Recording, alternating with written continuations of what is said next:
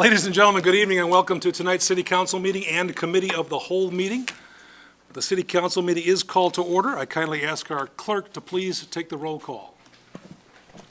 Bowring. Byron here. Bruno. Here. Ruby. Here. Kilberg. Here. Kosrog. Kosrog. Here. Maladra. Here. Marks. Mayor. Paschke. Here. Swanson. Here. For the record, folks, Alderperson Mayor is under the weather. Alderperson Marks is en route. He texted me, so we should see him shortly. We begin our council meetings with the Pledge of Allegiance, and I would like to ask, if she'll be so kind, as President Minzy Choi, please lead us in the pledge. I pledge allegiance to the flag of the United States of America and to the republic which stands one nation, under God, indivisible, with liberty and justice for all. Thank you. Madam President, would you be so kind as to join us at the podium? Yes. Thank you. Ladies and gentlemen, please say hello to Minzy Choi, a senior at Geneva High School, who was as surprised as perhaps her family was to see her picture up on the screen as you walked in. What, sorry? You were surprised to see that, weren't you? Oh, yes, definitely. Yes. Yep. We've invited Minzy here tonight because I learned, as many of us probably did, it was about a month ago when the press hit? Yes, I believe so. Yeah, about a month ago or so. And we all learned with great joy and excitement and pride that Ms. Choi is the president of Illinois DECA. The first time ever a Geneva High School student has been elected to that position. And what's interesting is Illinois DECA began in 1957. It's 66 years old. And you are the first to represent not just Geneva, but to be in the premier position as president. And that's really pretty cool. Thank you. you. Have some fans with you tonight as well. Would you like to introduce your family and Mrs. Dunlap? Yes, I'd be happy to. So I have my mom and my youngest sister here, so Jesus Choi and Yezi Choi. My dad and my other sister, Mina, could unfortunately not be in attendance today, but they do send their hellos. And then one of my teachers and our advisor of our chapter, DECA chapter, Mrs. Jamie Dunlap. She's been a huge help to me and one of my biggest supporters throughout the year, so I'm extremely grateful for her and for my family. Well done. There's a biography of President Choi on the Illinois DECA website. Did you write this biography? I did write this biography, Okay. yes. So I guess it's an autobiography, but. It is an autobiography, and there's some very telling comments in here.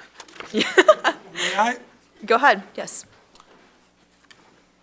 Although Minzy attended her first DECA meeting her freshman year just so that her friend had someone to go with, that's literally what you wrote. Yep, it's honest truth. DECA quickly became an integral and defining part of Minzy's high school experience. It goes on to talk about all the stuff you've done. Now, here's what I find really interesting.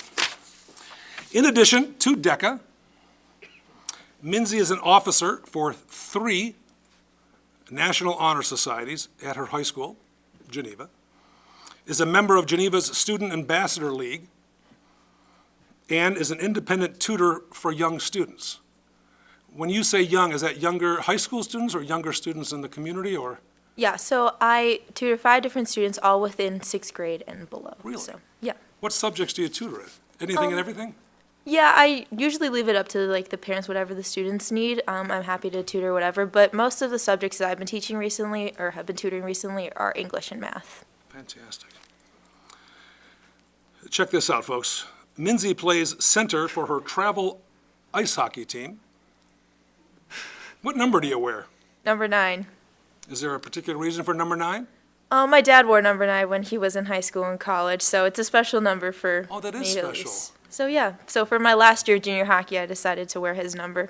Well, that's sweet. Did your dad play hockey as well? He did, yeah. When he was growing up, he always played hockey. Well, so. you almost said when he was younger, didn't you? Yeah. Don't tell him I said that. Well, it's too late. You're on TV. Sorry, Dad. It's captured forever. You play attack on Geneva's varsity girls lacrosse team, and forgive me for my lack of knowledge, the attack position is a forward position, Correct, yeah. and you are attacking the goal, I'm assuming. Yes. Yep. It goes on, folks. She is first chair violin at Geneva High School's Symphony Orchestra. How long have you played the violin? I want to say I was about kindergarten when I started. Is that right? Yeah, I've been playing ever since I was little. And do you own your own violin? I know oftentimes you can rent violins or borrow violins or, I want to say we rent ours currently. We have really nice instruments, but we rent ours. My sisters also play their own instruments, so we all rent ours. wow. So at the Choi home at night in North Mill Creek, what is the music emanating from the home? A lot of different pieces. Recently, it's been Christmas carols. Is that right? Yeah, All so- on violin? Well, my middle sister, I should say, Mina, she plays cello. So 2 violinists and a cellist. Mom, do you play as well? Okay. What about Dad? Does Dad play? He tells people he sings. Again, you're on television, so just He's Or his favorite- heard that response many times, or said that his response. favorite song is the Beatles song number 9? Actually, I didn't know that was a Beatles song. It is. You should look it up. Mr. or Alderperson Maladra is old enough to remember that song. I'll be sure to look it up. Yeah, be sure to do that. Let's see. Minzy, you also advocate for the increasing awareness of type 1 diabetes. That's very personal to you. Yes. So I have both my little sisters, they both are type 1 diabetic. They were diagnosed at a young age, and so type 1 diabetes is very prominent in our family, like just understanding the daily changes that we've had to make within our lives upon their diagnosis has been something that we're trying to spread awareness for, that it is something that families deal with. And as much as it was difficult at first, it's become a normalcy for our family. And so we want to be able to increase awareness not only for my sister's conditions as well, but also for people across the world who are living with type 1 diabetes, and how it affects their lives and how it affects the communities that surround them and their families as well. So that's definitely a cause very near and dear to my heart, and it's something that I really try to promote. Wonderful. You and I had a chance to talk prior to the meeting. You're hoping to hear in a few days about your top college choices. And should you be accepted to those top choices, your career trajectory is? I hope to pursue hospital administration through a human and organizational aspect, or through that kind of pathway. And that is in sync with what DECA does. Correct, yes. So through hospital administration, I'm taking more of the business route. So when I was first going into high school, I wanted to pursue a medical career. That was really my goal, and I was especially influenced by Mina and Yezi's diagnosis, being type 1 diabetic. And so when I was little, I saw all these doctors and all these nurses helping out my sisters, and so I wanted to be in a position where I could help people, and to be a doctor for me was the way to do that. But then after joining DECA, I realized I found a passion for business, and I wanted to be able to combine my 2 interests, being able to work in a hospital in a medical environment while also being able to pursue business. So I combined it to create the best of both worlds, which ended up being hospital administration. So I've done a lot of research into it, and I really feel like that's where I fit. So hopefully it'll go well as I intend it to, but that's what I plan on pursuing. I'm sure it'll go very well. Thank you. And you have a favorite school? Yes, I early decision to Vanderbilt University in Tennessee. Indeed. Wow. I feel very insignificant. Thank you again for writing your autobiography so I can refer to this. You have received numerous awards from DECA. You have competed at the local, the state, the regional, and international competition. Yes. If I'm not mistaken, I believe you finished in the top 20 Yes. internationally. Internationally, yes. And what was that presentation all about when you finished in the top 20 internationally? And just so folks know, there's a DECA chapter, at least one in every state of the union, and there's 9 countries that have DECA chapters as well. There are nearly 250,000 DECA members internationally, and you finished in the top 20.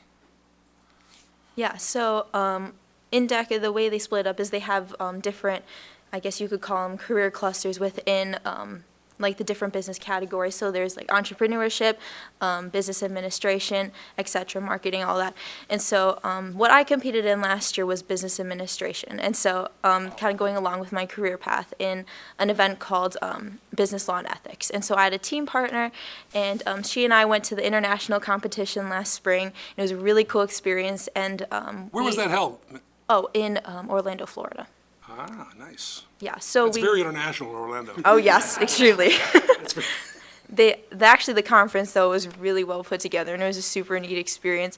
But then we compete in different events, I guess you could say. And so the one we competed in was a role play event where you are taking on a business simulation or a business, I guess, a prompt, and then you are given a certain amount of time to prepare a response to the prompt that is given, and then you present it in front of a judge, and you're scored based on how well you do in that specific role play. And there are a couple different competitions that you can compete in as well, and there's like a business test that you take. But then they average all those scores together, and that creates your kind of composite score for how well you performed in that specific event. And so we ended up placing top 20 out of a bunch of hundreds of people that were in our event, hundreds of teams. And so that was a really neat experience, being able to go up on the international stage in front of, I think it was 22,000 people last year. Really? And so we got to stand up in front of all those people, and we got to be presented medals by the executive high school student DECA board, which was really neat. Oh, that's very neat. Were you invited to say a few words?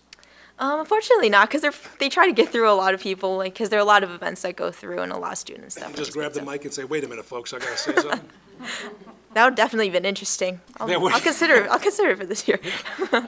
And along those lines, you are obviously poised, extraordinary speaking skills. Are you always on because of your new role now as president? Or can you just unwind sometimes and just be Minzy Choi? Interesting question. I guess I would say that honestly, this role kind of just is me. Like, I like being in these kind of positions. I like being in a place where I can really present myself and being able to advocate for things that I'm passionate about. And so I guess I would say that being President Minzy is just kind of who I am naturally. Like, this is kind of like where I like to be. This is what I like to do. And I know will set me up well for my future. So this is, I guess you could say, this is as genuine as I get. Any surprise there, Mrs. Dunlap? Not in the least. Isn't that something? She is, Come on up to the microphone and share with us your appreciation for Minzy. Yeah, we'll turn the cameras off. no, she's, Don't say anything about her dad, because poor guy's having a tough night as it is. no, she's, I knew that when I met you, when you were freshman, sophomore, that I thought this girl is going places. She is always like this. She is always articulate. She is always responsible, polite. I mean, it's, sometimes I forget I'm not talking to an adult, but she's just a rock star. There's great? no two ways about it. Yeah, so. Did you write that for Mrs. Dunlap, or is that? Yes, we rehearsed it earlier in class. And of course, we have the superintendent of schools here as well tonight, so you draw them out, Minzy. Well done. Thanks for coming, Dr. Britt.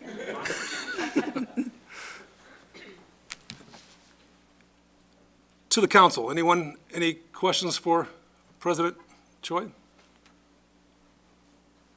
We have a special gift for you, if you'd be so inclined as to accept it. May I share it with you? Yes, please. As the first ever Geneva Community High School student to serve as president of Illinois DECA State Action Team, the City of Geneva applauds your success and recognizes the positive impact you are making throughout Geneva, throughout the City of Geneva, and the state of Illinois. By the power vested in me, I, Kevin Burns, Mayor of the City of Geneva, and on behalf of the citizens and businesses of our community, I officially proclaim tomorrow, December 5th, as Minzy Choi Day in the City of Geneva. Wow. Can I give this to you? Thank you, yes. Wayne, can you get a clip?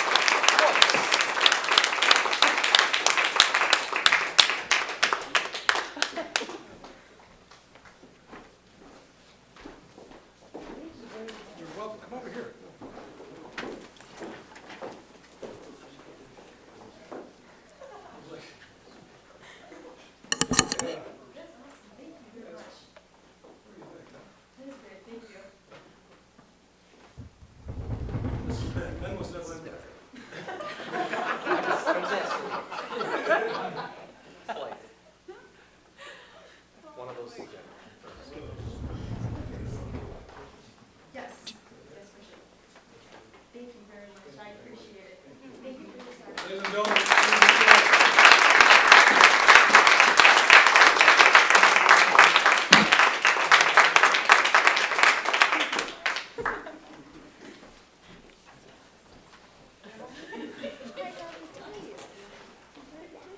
Ms. Choi, as you and I were texting regarding this evening, you said you wanted to stay for the entire meeting because you found this fascinating. Is that right?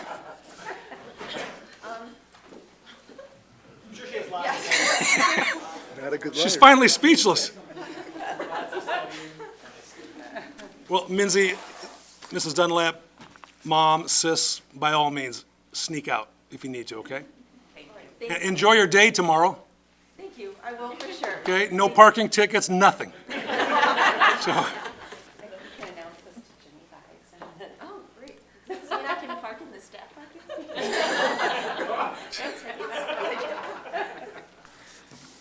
thank you, guys. Thank you. Thank you very much. Tell your sister, say hi to my brother. Oh, I will for sure. Thank you, Dr. Barrett. Thank you, Mrs. Dunlap. Thank you. Item 3B, folks, is to proclaim Community Foundation of the Fox River Valley Day in the city of Geneva. We have special guests with us tonight from the foundation. We have their president and CEO, my friend Julie.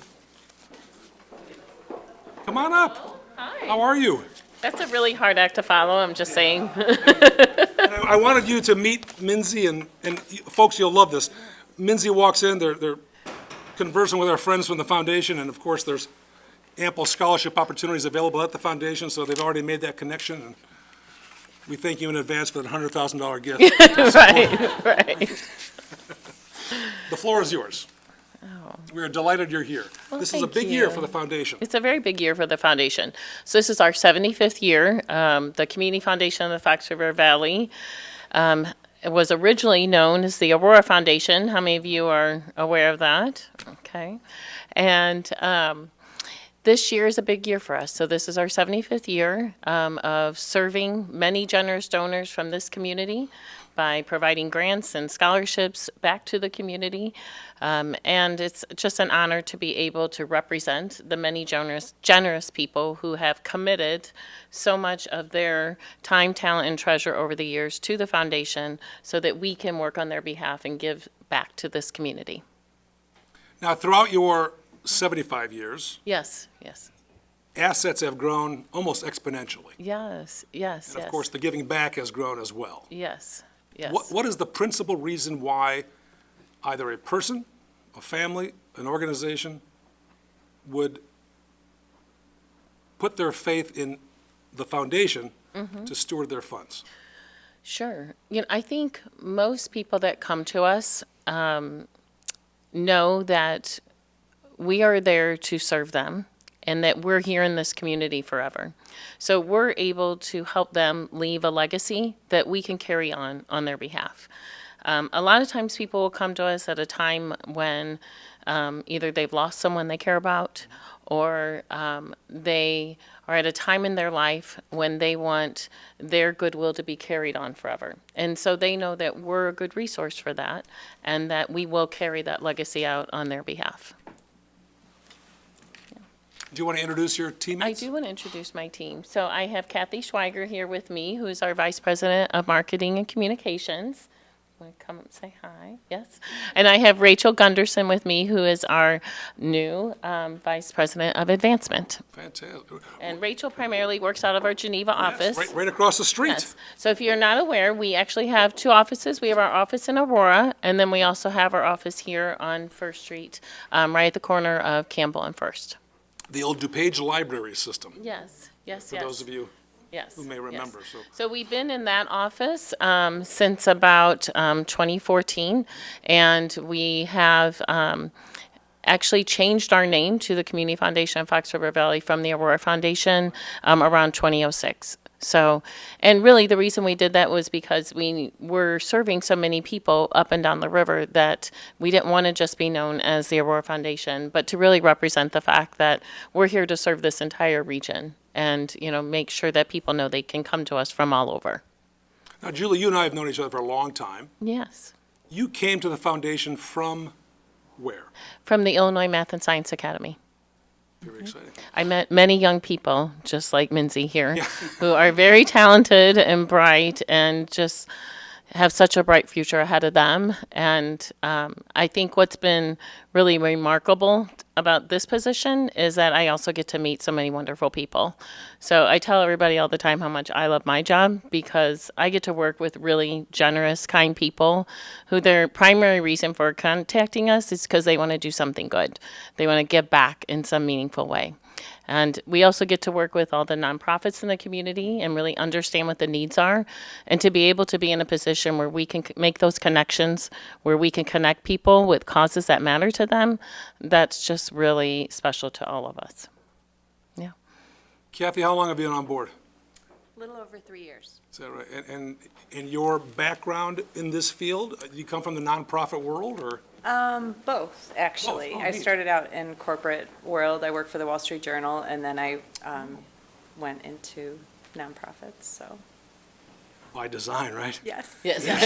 I really enjoy it. And I knew about the foundation before coming to work here and just always admired the organization. And it really is like the culmination of all the good people in our community coming together to try and make a difference. And that's huge with the scholarships and the grants and everything else. So the power of having everybody together under the umbrella of one foundation it's great. It's just. And your role as a communications expert, Yeah. every vehicle is used in terms of communicating what you're all about and what you do. This is true. Is there a particular communication vehicle that resonates more than another? This last year, we've spent a lot of time on video stories, and I really think that resonates with people a lot because we're able to share not only maybe a scholarship recipient story or a donor story or someone who started a fund because they lost someone and how much that means to them. And then our board members and volunteers and people that are involved, there are just so many different ways to get connected with us that it's nice to have people on video kind of sharing their passion and why they want to give back. I think it's inspiring to other citizens and families, you know. I remember raising my own kids, trying to think of ways to introduce them to giving back and how to make a difference. And it's kind of hard if you're doing it on your own, but if you come to the foundation, we help you with every step of the way. Fantastic. Yeah. And our Geneva CEO. How long have you been on board? A little over a year. And what's your background? For almost 18 years, I worked for the American Heart Association. Oh, you did? Yep, in a variety of different fundraising. In Chicago, or? Yep, Chicago. No kidding. But I live out this way, so this was a great. This is convenient. opportunity. Well, more than convenient, Well, but. of course, but I yeah, mean, my gosh. Yeah, And you, but yes, I was commuting downtown. do you live in the Tri-City area? Yep, Yeah, commute downtown's tough. yep, yep, And that's, you've always been in development, though? Yep, An correct. advancement? yep, Okay. yes. And I got to ask you, as a fellow advancement person, why? Did you fall into the advancement world? No, it was You actually pursued it. strategic, yep, yep. No kidding. Yeah. I grew up in a family that really put a strong emphasis and value on giving back and serving in a variety of ways. So when I was a senior in college, I did a year-long internship with St. Jude Children's Research Hospital. course. And that really started my whole foray into wanting to do it for a living. Was your internship in Memphis? Nope, but we got to go to Memphis You did. a handful of times during the course of that year, but I implemented an on-campus fundraising program. Oh my gosh, that's wonderful. You know, one of the big donors, and perhaps most passionate donors for St. Jude's is none other than Chef Roby at All Chocolate Kitchen. I did not know that. In fact, just yesterday, they had the Insane Candy Cane 5K race that benefits St. Jude's Children's Research Hospital. So, That's really nice. so next time you go for some gelato, make Yes. sure you drop that. We will. Yeah. Yeah. Well, ladies, we have Julie, please. Oh, the only other thing I wanted to say is I don't know how much you all know about our youth engagement and philanthropy program, but that's a new program that we started about 5 years ago, and it really allows high school age youth to learn about how to give back. So when Kathy was mentioning how, you know, sometimes as a parent you're looking for those avenues of how do you teach this to young people. So we've developed this model where we're able to engage high school youth from all all over the area, so about 13 different high schools this year, and there's 44 youth in the program. They actually learn what it's like to read a grant proposal and then collectively decide who they're going to grant dollars back out to. They also do service projects in the community, and they hear from nonprofits and learn what it's like to kind of not only give grants out, but also what those experiences are working in a nonprofit. So we're really trying to just encourage at a young age that spirit of philanthropy. We also feel fortunate and kind of inspired by people like the young lady that was just here today, and we get to see so many of these young people being able to work together because they're passionate and they care about their community. So it's just a really awesome opportunity for us to be able to give back in a new way. Was that program created organically, or was there a request that we need to somehow inspire, invite, and motivate the younger generation to? Yeah, actually, I was working out of the Geneva office, and someone came in and asked us if we had this program here, a program working with young people, because she was actually working out of Michigan at the time, and Michigan had a program like that. Yes, they did. And I know who you're talking about. yeah. And so because that lady came in, it prompted me to do some research. And I realized that Illinois had several community foundations that had this type of a program, and that Michigan had been doing it for 20 years. And I thought we needed it here. So we started that program, and now we're in our 5th year. And actually, Kathy helped lead that program for a year before she took on this role. And it's really dear to our hearts, all of ours. Yeah. What is the biggest challenge you find in the philanthropy world? And either of you can answer this. We know things have changed drastically for all sorts of reasons. Have you found that people are still interested in giving for the right reasons? Yes. That's good. They said that all together, did you hear? Did. And we didn't practice that at all. No, not yet. Nobody wrote that for us or anything. I think Minzy wrote that for you, didn't she? Yeah. She could. Well, I'd like to open the floor up to the council. Any comments or questions regarding the foundation? It's an impressive Your predecessor from the Aurora Foundation was there from the beginning.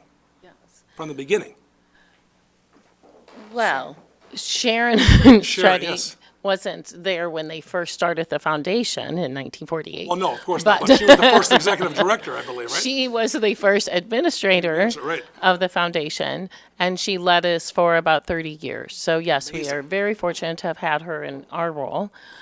She's been a wonderful mentor to me as well. There just have been so many generous people, and whether it's our board members who are, people really respected in the community that own businesses, that are CEOs of hospitals, that take their time to work with us so that we can really make an impact in the community. It just feels really special that we're able to be a part of this organization. That's wonderful. Yeah. To the council again, anyone? Yes, Alderperson Patchke. Thank you for being here tonight, and I just wanted to thank you for all the incredible work you do in the community, and for including Geneva in your territory. Thank you. Anyone else? Julie, we have a proclamation for you and your team. Okay. And part of this proclamation allows us to declare a day for your foundation. Guess what your day is? It's today. It's today. Oh, thank you. Minzy said, please don't ruin my day by giving me two, So I was like, may I present this proclamation to you? Yes, I would love that. Thank you. This is lovely. Thank you so much. Oh my gosh, you're welcome. Yes, that's right. This is amazing. Yes, we can. Are you sure?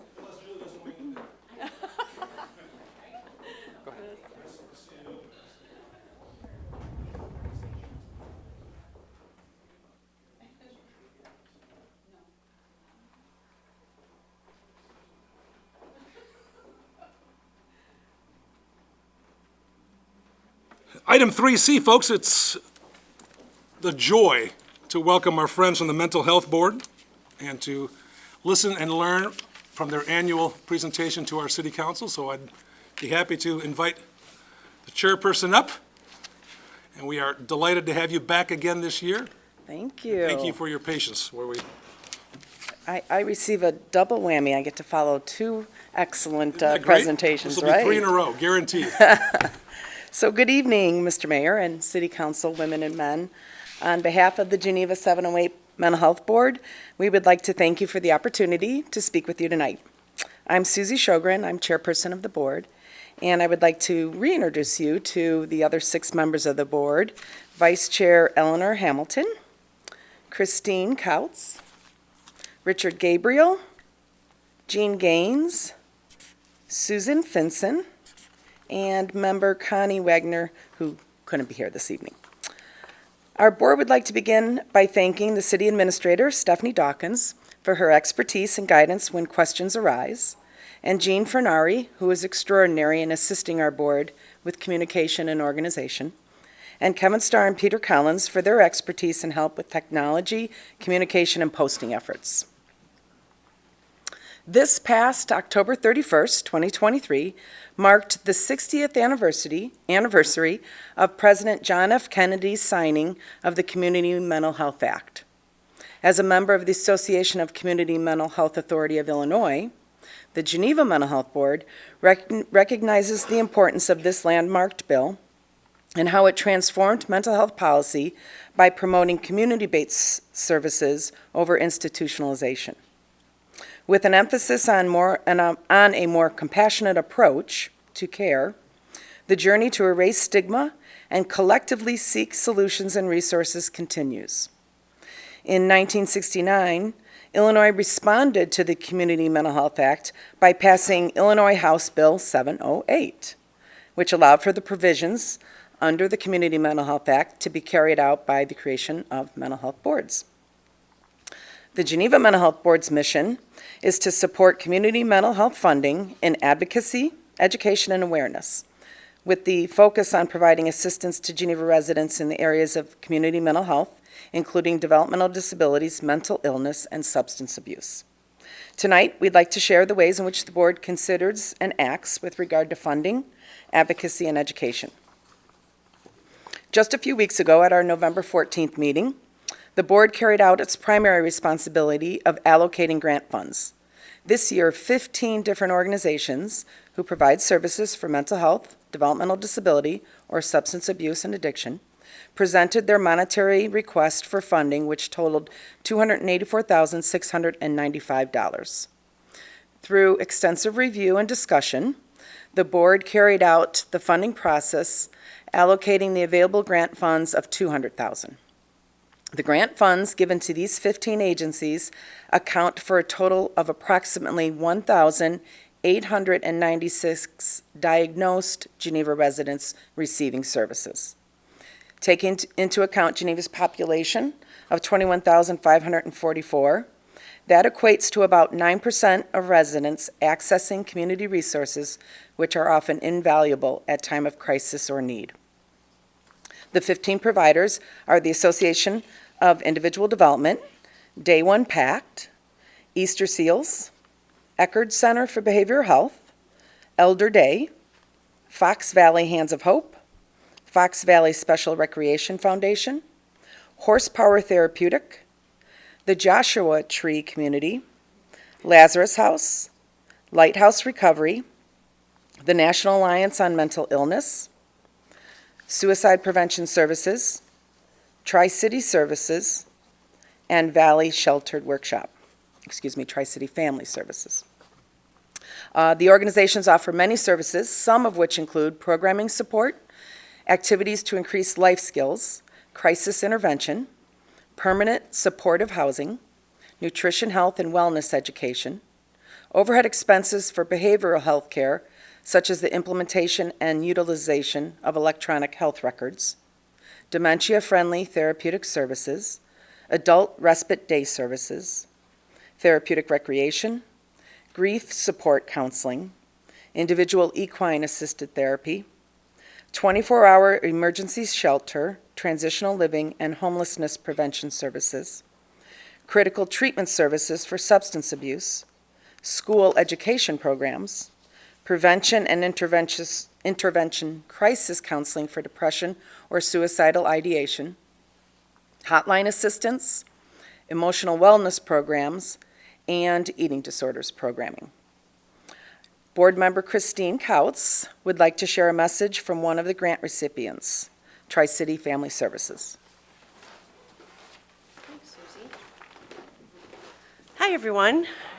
First, a few statistics. This is according to the National Alliance on Mental Illness, or we call NAMI. 1 in 5 adults in the U.S. experience a mental health condition each year.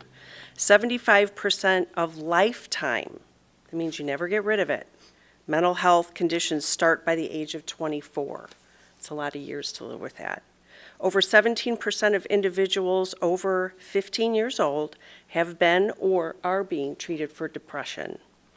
Rates are rising highest among women, young adults, Black, and Hispanic adults.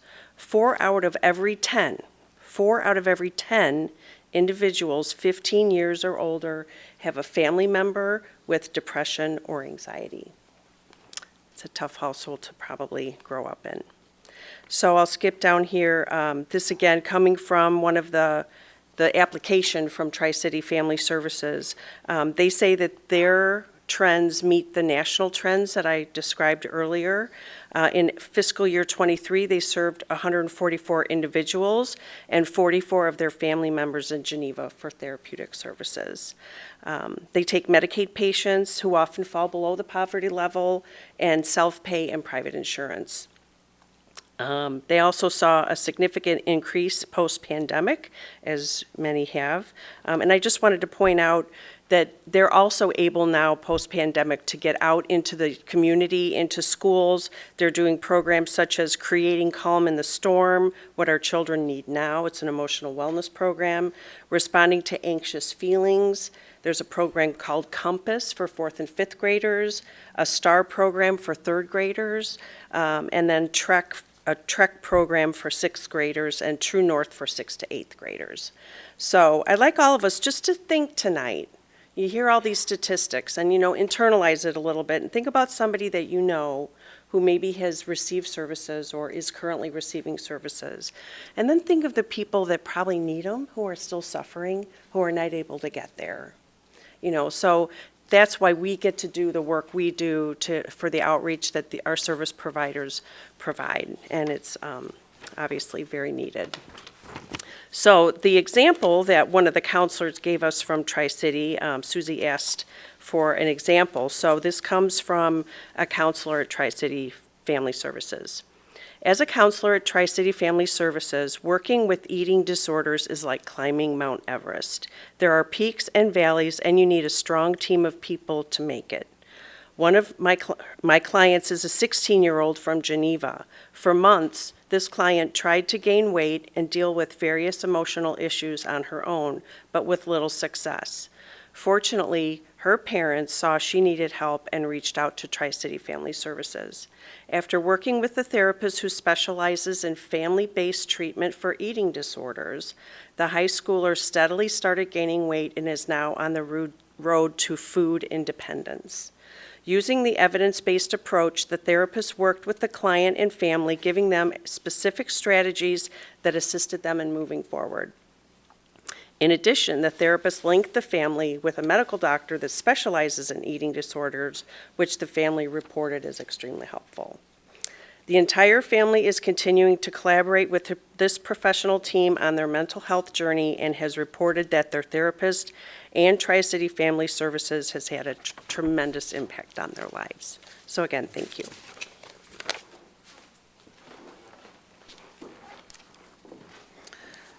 While the two other responsibilities of the Mental Health Board are awareness and education, and those are ongoing, our efforts are highlighted in the month of May.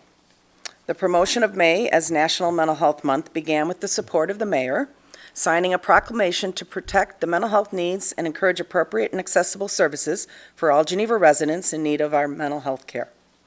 Additionally, the City of Geneva's website and electronic newsletter posted resource and self-care information. We once again collaborated with students from the 2 middle schools and the high school by tying green ribbons around the trees on the school's campuses and here at City Hall to provide a visual awareness that May is National Mental Health Awareness Month. Hopefully, the green ribbons spark and encourage dialogue, which normalizes talking about mental health. Some of the students connected with peer leadership programs at these 3 schools utilized their creative skills by writing and drawing sidewalk chalk affirmations as a reminder for those who may be struggling that they are not alone.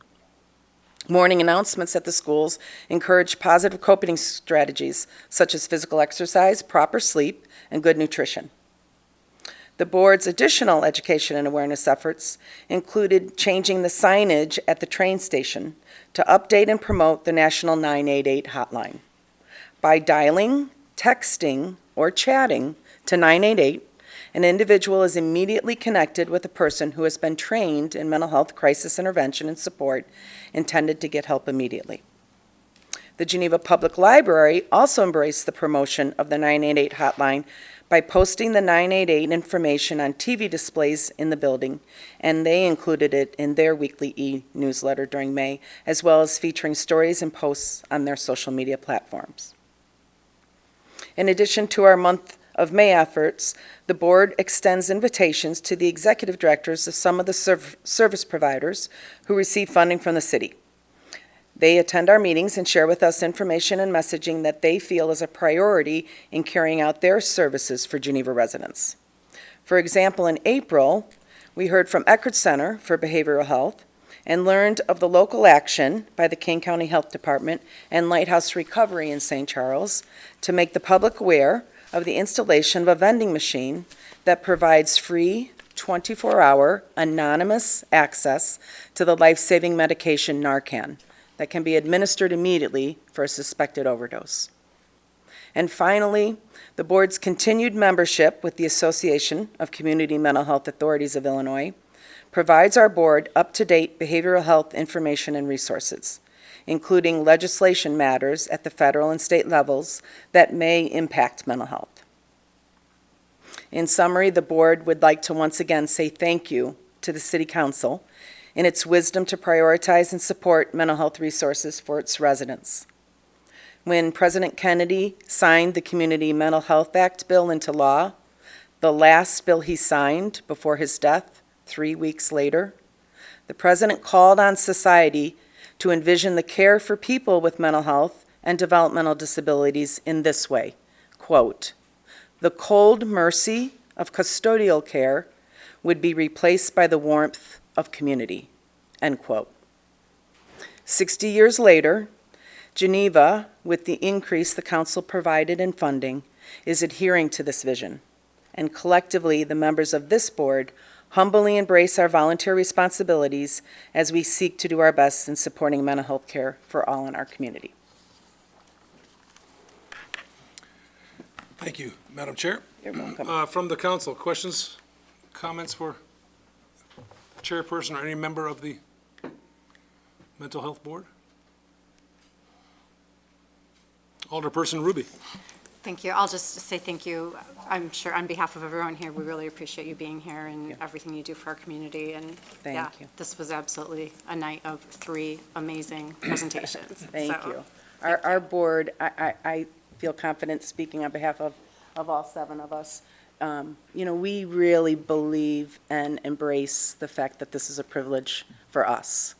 I think it manifests at every meeting, and discussion is rich and sometimes opposing, and it's wonderful because I think we accomplish a lot, and I think the idea that we try to keep in the forefront that these are our neighbors and our friends and our the residents that we're representing, that helps a lot, and it's hugely rewarding. So we appreciate it. Alderperson Kilberg. I want to thank the board for their good work, and mental health, the stigmatism of mental health. I think we're starting to turn the corner as it relates to mental health, and the fact that that was sort of the silent disease that we really didn't have answers for. Growing up, my mother was institutionalized 3 times dealing with depression and mental health issues, and I think sometimes we empathize with those that are dealing with it, but I think sometimes in a family setting, the children and those that are in the support group that are there, I think that they're the ones also that are victims of this and dealing with it. And I think in our school systems, we see the withdrawal of certain students. I think a lot of times they're dealing with an issue in their own home life. So the good work that you're doing, the organizations that we're working with, the 708, and those $200,000, I think couldn't be put to a better use. So thank you very much. Thank you. I appreciate you mentioning the family and those that are not diagnosed. We gave a statistics of the diagnosed. We do collect information on undiagnosed that receive services from all 15 of these providers, and that number is just under 8, it's approximately 1,500. So, yeah, it affects everyone. Thank you. Thank you. Thank you very much.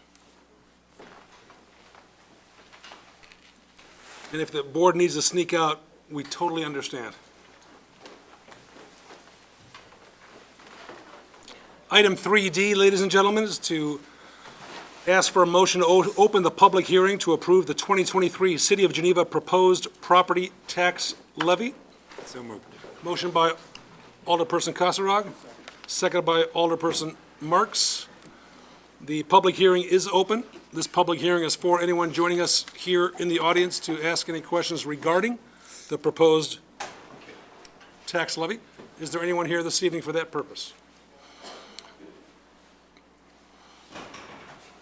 I'll entertain a motion to close the public hearing. Alderperson Marks makes the motion. There's a second. Seconded by Alderperson Kasserag. All in favor of closing the public hearing on the proposed tax levy, please indicate by saying aye. Aye. The hearing is, thank you, Alderperson Bowring. Item 3E, public hearing on the continuation of Special Service Area Number 1. I'll entertain a motion to open the public hearing for that purpose and that purpose only. So moved. Alderperson Bruno makes the motion. Seconded by Alderperson Marks. The public hearing is open regarding Special Service Area Number 1. Anyone joining us this evening with any comments or questions regarding this matter? The floor is now yours. Yes, welcome. Hi. Hi. My name is Andrea Redmond, and I'm a business owner and own a commercial building and actually a residence also in Geneva. And I just wanted to say how supportive I am of the increase actually of this, because anything that we can do to improve the look, the operation, the infrastructure of the city and the business community on 3rd Street would be hugely appreciated. We have a real gem in 3rd Street and in this business community. And so I just wanted to say I'm in complete support of increasing my taxes and would appreciate you doing so. Thank you. It should be noted that Ms. Redmond attended one of our open houses as well, I know, and spoke similarly. So thank you very much for your comments. Anyone else? If not, I'll entertain a motion to close the public hearing on Special Service Area Number 1. Alderperson Marks makes that motion. Second. Alderperson Bruno makes the second. All in favor of closing the public hearing on Special Service Area Number 1, please say aye. Aye. Bowring, aye. Thank you, Alderperson Bowring. Folks, we're going to jump to item 4, amendments to the agenda. Are there any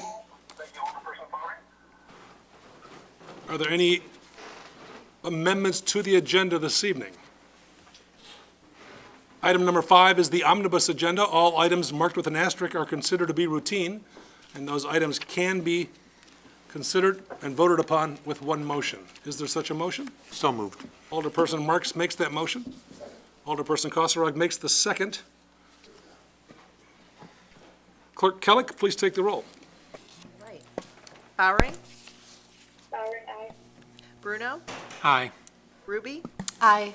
Hilberg, Aye. Kasserag, Aye. Maladra, Aye. Marks, Aye. Paschke, Aye. Swanson. Aye. Pardon me? Do you vote on this one? With a vote of 9 in the affirmative, 0 in the negative, and 1 absent, the omnibus agenda has been accepted and approved by this council. Jumping to item number, You do vote because of the levy. No, on the levy, which is on the consent. All of these. Oh, yeah. You do vote. for the levy item, which is on the consent. Just add the I vote then? Just adding the I vote without objection from myself would make 10 in the affirmative, 0 in the negative, and 1 absent. Item number 10A, folks, presentation of ordinances and resolutions. Forgive me, we have to pay those bills. Yes, item 8, forgive me, municipal bills for payment. Clerk Kellick, please make up the amount. The amount is $2,663,277.27. Mayor, I move that we approve and pay the bills as read. The individual items that add up to that amount can be found in tonight's city council packet on the city website. Alderperson Bruno makes the motion to pay the bills as presented, which are available in each member's packet and available on the city's website. Is there a second? Alderperson Marks makes the second. Any questions regarding the bills? Clerk Kellick, please take the roll. Bruno? Aye. Ruby? Aye. Kilberg? Aye. Kasserag? Aye. Maladra? Aye. Marks? Aye. Paschke? Aye. Swanson? Aye. Bowering? Bowering, aye. The bills for payment have been approved by this council with a vote of 9 in the affirmative, 0 in the negative, and 1 absent. Now to item 10A, consider ordinance number 2023-27, establishing the continuation of Special Service Area Number 1 in the city of Geneva, Kane County, Illinois. Alderperson Marks makes the motion. Alderperson Paschke makes the second. Ms. Dawkins. Thank you. So, as you may be aware, Special Service Area Number 1 was established in 1979 in order to provide special municipal services to that area. It was continued in 1988 and again in 1997, and the 1997 continuation had an expiration date of April 30th, 2023, which brings us to tonight. The SSA Area Number 1 constitutes an essential and principal commercial area for the city of Geneva. Therefore, it is in the public interest that there be a continuation with similar but not identical boundaries and services to the existing. All of the area will benefit specifically from the municipal services to be provided, which are unique and in addition to municipal services provided to the city of Geneva as a whole. The ordinance specifically excludes any real estate parcel which is residential or exempt per the use property classification code as assigned by the Geneva Township Assessor. As Ms. Redmond stated, improvements to SSA 1 are reaching their life expectancy and showing significant deterioration. The ordinance for the corporate authority's consideration contemplates a maximum annual levy not to exceed 0.7% of the assessed value as equalized of the property in the proposed area. In addition, the ordinance also contemplates the ability to issue bonds in an amount not to exceed $5 million to fund improvements to the area. So, as was mentioned earlier, we had the public hearing tonight. We also provided 2 opportunities, basically open houses, to invite stakeholders to provide additional input, and those who attended did voice their support to continue this SSA area. So tonight, the ordinance for the corporate authorities, which includes the mayor voting, consideration establishes the continuation of SSA Number 1, and it will be in full force and effect on February 4th, 2024, following its passage, approval, and publication. The ordinance, however, will be of no further force and effect if a petition signed by at least 51% of the electors residing within the special service area and by at least 51% of the owners of record of land included within the boundaries of the special service area is filed with the city clerk within 60 days following final adjournment of the public hearing, objecting to the continuation of the SSA district. So hopefully that's clear to everyone. We're passing an ordinance this evening. It doesn't go into effect until February 4th, which allows for that 60-day waiting period to determine whether or not any petition is filed. If a petition is filed and it's determined that it meets those qualifications, then this ordinance would no longer be in effect. And I do have Rita Cruz, Kathleen Timoshenko, and myself available if there are any questions. Questions from the dais for any one of those folks referenced, including Director Timoshenko, who celebrated a birthday yesterday. If not, Clerk Kellick, Alderperson Bowering, any questions or comments from you? Forgive me. No, thank you. Thank you. Clerk Kellick, please take the roll. All right. Marks? I will vote as well. Paschke? Aye. Swanson? Aye. Bowering? Aye. Bowering, aye. Bruno? Aye. Ruby? Aye. Kilberg? Aye. Kasserag. Aye. Maladra. Aye. Mayor Burns. Aye. With a vote of 10 in the affirmative, 0 in the negative, and 1 absent, item 10A, the continuation of Special Service Area Number 1 in the city of Geneva, King County, Illinois, has been approved. If my scorecard is correct, folks, we are at item 11, public comment. If there's anyone in the audience wishing to speak this evening, we invite you to the podium to do so. It's your chance to speak, your opportunity to speak, and it's our pleasure to listen.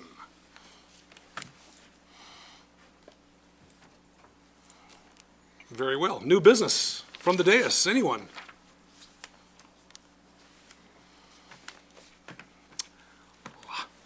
Note the excitement. I am. on the- I am. I on got the- that on here. Is there a motion to adjourn this city council meeting? Alderperson Marks makes the motion. All in favor of adjourning the city council meeting, please indicate by saying aye. Aye. We are adjourned, ladies and gentlemen. Just give us a minute to transfer over to the committee of the whole meeting. The microphones are off.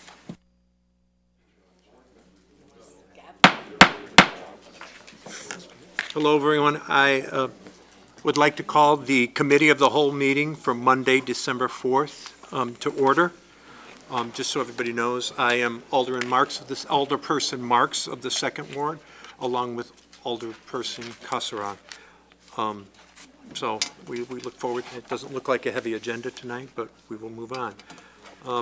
Let the record show all the aldermen are here except Alderperson Mayor, and Alderperson Bowering is calling in on the phone. Okay? Anything else? First item of business is item number 2, approve regular committee of the whole minutes from November 6, 2023, and the special committee of the whole minutes from November 3rd, 2023. Do I have a motion? So moved. Motion by Alderperson Bruno. I need a second. Second by Alderperson Paschke. Voice vote is efficient for this. All in favor say aye. Aye. Any opposed? Aye. None opposed? This passes 9-0. Items of business. There's one change in this, and I will read it now just so everyone knows. Item 3A is considered draft resolution authorizing execution of a utility easement at 627 North Lincoln. Do I have a motion? Put this on the floor? Alderperson Kilberg and Alderperson Swanson. Okay, so again, to clarify, it's for 627 North Lincoln, and essentially this is an easement for new underground electric service to the house, and then when this comes before the city council, assuming it's recommended for approval, we'll make sure that everything is correct with the right address. Just for everyone's edification, the property owner owns both properties, so that's where some confusion came in, but it's 627 North Lincoln. Oh, and Superintendent Holton is here if you have any additional questions. Any questions or comments from the council? Alderperson Bowling, anything from you? No, thank you. Okay. We'll just take a voice vote on this. All in favor, say aye. Aye. Bowers, aye. Any opposed? Motion passes 9-0. Item 3B is considered draft resolution authorizing execution of a labor contract with Mead Electric for fiscal year 2024 underground electric replacement program in an amount not to exceed $542,016.59. Do I have a motion? So moved. Motion by Alderperson Bruno and second by Alderperson Kasserag. Any comments or questions on this item? Need a quick Oh, summary? sorry, you first. So on November 13th, 2023, bids were opened for the underground electric replacement contract. Work is to take place along Geneva Drive from Manchester Course to Kirk Road and along 3rd Street from James to the railroad tracks. Bids were received from 4 bidders, with the 5th bidder declining due to workforce constraints. And after reviewing the bids for the labor, the recommendation is to award the project to Mead Electric in the amount of $492,742.35 and authorize the city administrator to approve change orders not to exceed 10% for a total not to exceed contract of $542,016.59. And again, if you have additional questions, we do have our Superintendent Holton with us this evening, who would be happy to do so. Any comments or questions? Alderperson Ruby. Thank you. I'm just curious if you have any, this may be too far out, but if you have any idea on timing, when the project might start, how long it might take, how it might impact the residents? It's going to start probably as soon as the weather's warm enough. So we're talking springtime. Okay, I'm not real sure the sequence of it, if we're going to do the downtown area first and then the Manchester, and then the out by Kirk Road. I don't know exactly the sequence on that, but it won't be till later this spring. okay, so when they do Geneva Drive, Mhm. do you have any idea what the time estimate is for the project? Once they I start? think it's going to take between 6 and 8 weeks. This isn't going to be our typical underground replacement where we're doing the transformers and all of that. This is strictly cable, primarily because we can't get transformers. So we're replacing that section of cable. We did that project a couple years ago, and then we're going to finish taking the cable all the way to Kirk Road, and that'll increase our capacity to take power down Geneva Drive to Kirk Road. Okay, So it won't be nearly as invasive as it was a couple years ago. so I'm guessing it'll just be a small section of the road blocked off at a time? You're Yeah. not, it's not gonna just be one lane? Right. Okay, Right. okay. Thank you. Mhm. Any other questions? While you're there, I have one. So do we later then replace the transformers since we can't get them, or do we just? There's no transformers on this section. Okay. It's strictly cable. All right, so it is. All right, thank you. So. Any other questions? Alderperson Bauer? None for me, thank you. Okay.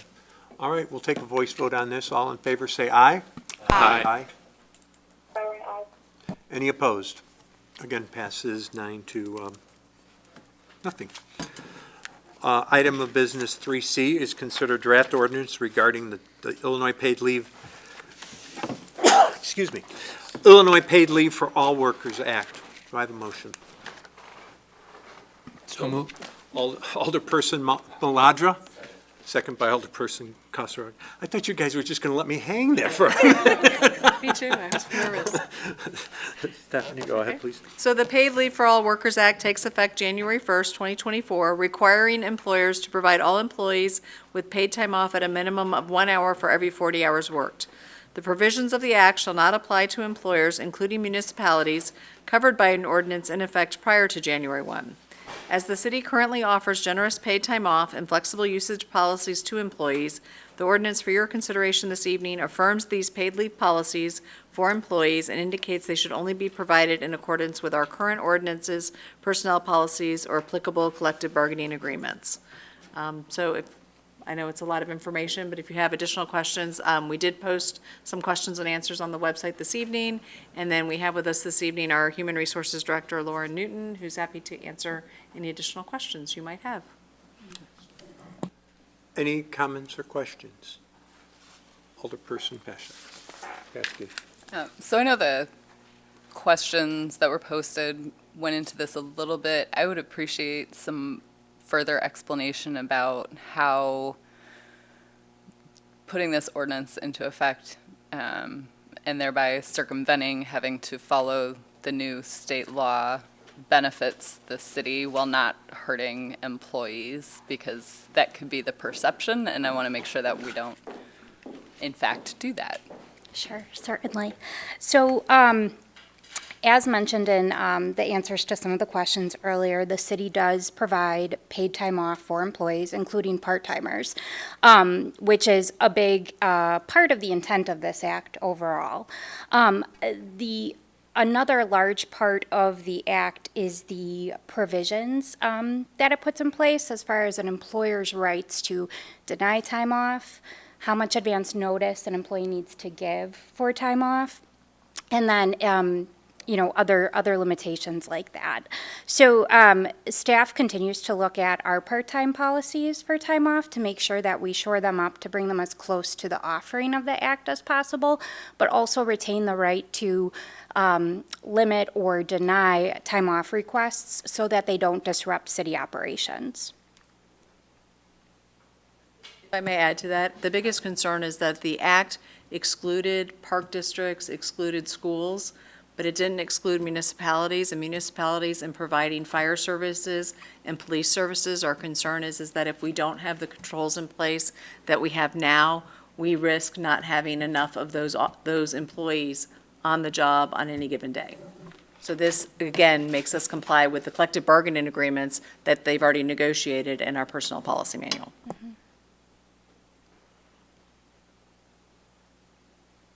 Thank you. Any other questions from the floor?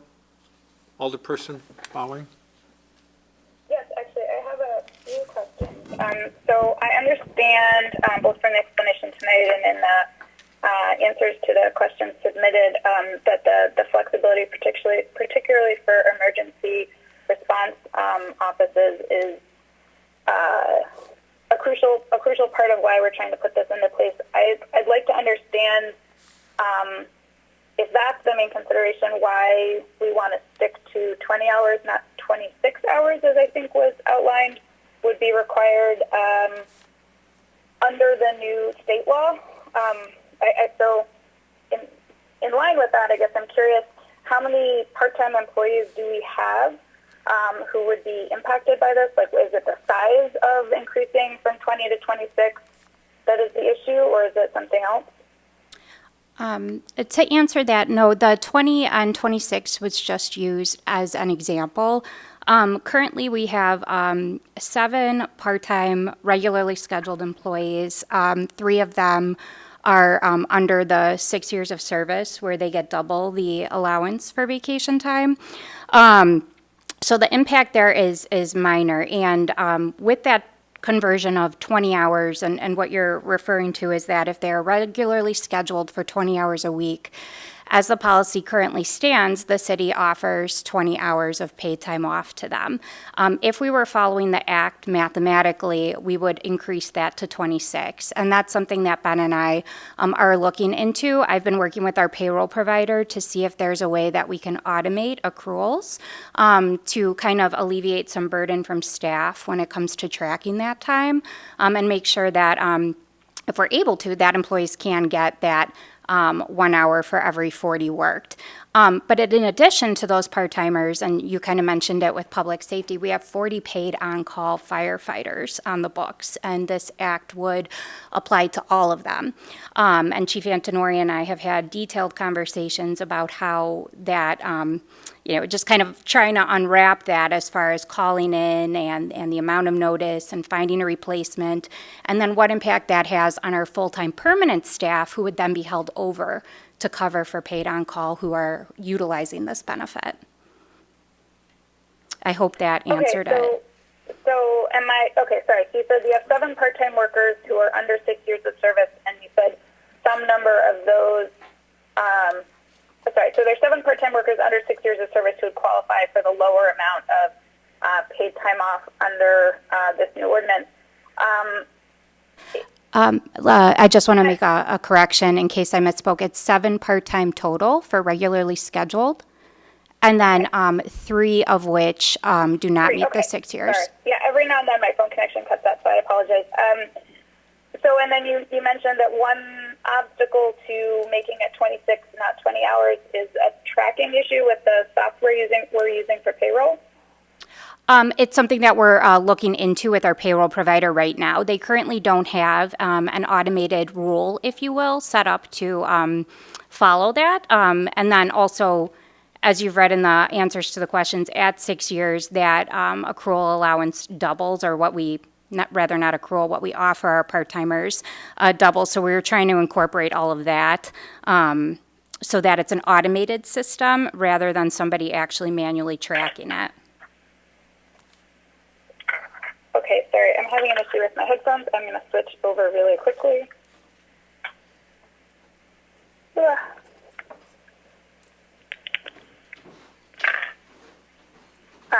Can you all hear me? Yes, we can.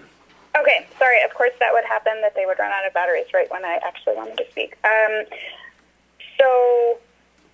So right now the 20 hours that they have is just it's a one-time lump sum that they have for the year. It's not based to the number of hours that they work. It's based on their regularly scheduled hours, yes. So in that example, that would be somebody who's hired for a part-time position that's anticipated to work 20 hours per week for the average of the year. They would be given 20 hours of vacation on an annual basis that they could take, as they'd like. Okay. And so if someone was working 23 or 30 or 32, or I don't know if we have all of these different increments, then they would also accrue 1 week's worth per year? Certainly, as it stands. So say somebody's working 3 8-hour shifts per week, and that's their regular schedule, they would then be entitled to 24 hours of vacation time. Okay. I'm curious to hear whether so I understand there might be a software hitch to this, but I'm very sympathetic to the difference between our part-time employees and our paid on-call and wanting to preserve some level of expectation of people showing up as we currently have things for the paid on-call workers. But I guess I would like the city to do what the state minimum is. I would like to see us doing 1 hour per 40 hours worked. It's not a huge amount of time off, and then you consider that it includes, any personal time, any sick leave they might need to take, any vacation time. I understand these are not full-time employees, but, I have small kids, and they're sick all the time, and I could see how you would run through that very quickly. I know we have flexibility in scheduling, but I think it's both symbolic and meaningful if we're able to increase it. So I'd like to hear from the rest of City Council if there's interest in amending this, specifically to change it to meet that same standard, 1 hour per every 40 worked.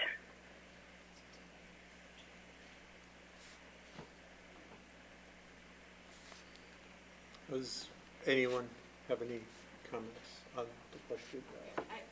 The one comment I want to make, I don't believe that we can so-called cherry pick what we like from the act and what we like from what we currently provide. So while we're asking to pass this ordinance tonight is to ensure that all of our collective bargaining agreements, all of the policies we have in place right now stay the same. As Lauren indicated, we're looking at what the benefits we provide part-time employees and all of that. And we've been also working with the legislature to build in some of these protections for municipalities. So I'm just concerned if we start trying to carve out different exceptions, I don't believe we have that option. It's either we pass the ordinance that takes all of our policies into consideration, or we don't, and then I think we run into some risk with some of our collective bargaining agreements and arrangements that we have in place. Okay, so could I ask a clarifying question there? If we already have all of these policies in place, then what is it that we're being asked to vote on tonight? We're being asked to codify, to say that the city of Geneva will follow its policies and its leave policies and collective bargaining agreements because we already have that in place. The act was really geared for employers who don't provide this type of leave to their employees. And so what we're saying is we do, in fact, in a lot of cases, we provide more than the act is requiring. And so we want to follow our policies that this council has already determined is what is best for our employees, as opposed to following just the generic paid leave for all workers act. Okay, so we already have these as our policies, but we've never passed an ordinance that codifies them? Is that the distinction? No, there's never been a state law requiring it. All right, sorry, I feel like I'm missing something. So we need to have an ordinance that outlines these all more formally than we currently have them? So, in order for our policies not to then automatically have to follow the new state law. So as was stated in the memo in the packet, it says the provisions of the act shall not apply to employers, including municipalities, covered by an ordinance that's in effect prior to January 1, requiring the provision of any form of paid leave to employees, including paid sick leave, personal leave, or vacation leave. So what we're trying to do is say, we already have leave policies in place. Therefore, we are already in compliance, and in fact, we exceed, in some cases, what this act is trying to do. So because we have these policies in place, we're telling the state, we have them in place, we're good. Okay, I guess I'm still failing to understand, and perhaps it's a technicality, then what the act, the new state law requires a specific ordinance or requires policies? The act requires that if you want to, quote, exempt yourself, you need to pass an ordinance to do so. So that's what this ordinance is doing. Okay, so this is an ordinance specifically to exempt us, which notes the policies we already have in place. That is correct. Okay, great. I finally have put that all together. And so it's your sense that if we tried to change our policies at the same time as passing an ordinance to exempt ourselves, that would complicate things in an unfortunate way? Yes. Okay. I understand that, and I am not a lawyer, so this is not something I have expertise on. I guess I would like to say that while I'm glad that in many cases we already exceed the state law, I would like us to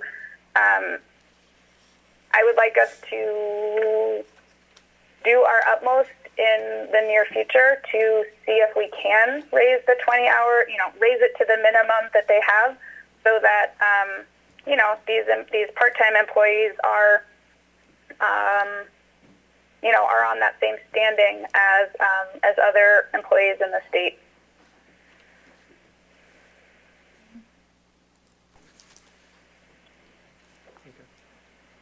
Any other comments, Alderperson Bowering? You still have the floor. That's it for now. Thank you. Okay. Any other comments or questions? I think on this one, we'll just take a roll call vote. I think it's going to be cleaner, if you don't mind. No, that's fine. City Clerk? Maladra, Aye. Marks, Aye. Paschke, Aye. Swanson, Aye. Bowering, Aye. Bruno, Aye. Ruby, Aye. Kilberg, Aye. Kasserag, Aye. Okay. 9-0. That ordinance passes. We now come down to public comment. Is there anyone here for public comment? All right. Seeing none, we will move to item 5, new business. Is there any new business from the council? All right. Item 6 will be I need a motion to go into closed session on pending litigation, Illinois Code 51202C11. Do I have a motion? Yeah, probably a good idea. So moved by Alderperson Kasserag. Second. Second by Alderperson Bruno. We need a roll call on this one. So if you could do a roll call, please. We'll have a roll call. Kasserag, Aye. Maladra, Aye. Marks, Aye. Mayor, Paschke, Aye. Swanson, Aye. Bowering, Aye. Bruno, Aye. Ruby, Aye. Kilberg. Aye. Okay. There'll be no action taken on what we're discussing tonight, so we will now go into closed session. Okay. I need a motion now to go back into open session. So moved. Alderperson Bruno with the motion, Alderperson Paschke with the second. The next item on the agenda is, take a roll. Take a roll? Sorry. No, not a roll, it's a voice vote. Voice vote? Sorry. All Okay. right. All in favor, say aye. Aye. Any opposed? Aye. We're back in open session. Next item on the agenda is adjournment. Do I have a motion to adjourn the meeting? Motion by Alderman Kasserag. All in favor, say aye. Aye. Meeting is over.